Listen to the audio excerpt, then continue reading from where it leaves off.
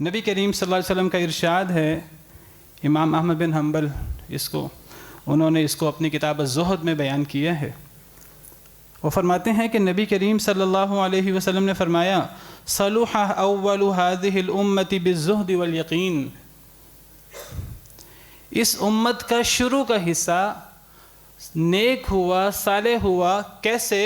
زہد اور یقین کے ساتھ، دنیا سے بے رغبتی اور یقین، اللہ رب العالمین کی ذات پر یقین، نبی کریم صلی اللہ علیہ وسلم کی رسالت پر یقین، اللہ رسول کے وعدوں پر یقین۔ اس امت کے پہلے حصے کو جو فضیلت حاصل ہوئی، نبی کریم صلی اللہ علیہ وسلم کا ارشاد ہے، وہ زہد اور یقین کی وجہ سے حاصل ہوئی ہے۔ اور فرمایا کہ اس امت کا آخری حصہ جو تباہ ہوگا، وہ کیوں تباہ ہوگا؟ وَيَهْلَكُ آخِرُهَا بِالْبُخْلِ وَالْأَمَلِ، اور اس امت کا آخری حصہ بخل کی وجہ سے اور لمبی امیدوں کی وجہ سے تباہ ہو جائے گا، برباد ہو جائے گا۔ وہ کیا چیز ہے جو لوگوں کو اللہ کا قریب کر دیتی ہے؟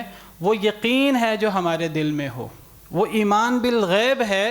میں نے جو آیت کریمہ اپنے خطبہ کے شروع میں تلاوت کی، اللہ تعالیٰ نے جب نیک لوگوں کا ذکر فرمایا، ایمان والوں کا، متقی لوگوں کا ذکر فرمایا، ان کی پہلی صفت جو بیان فرمائی وہ نماز نہیں ہے، وہ صدقہ خیرات نہیں ہے، وہ روزہ نہیں ہے۔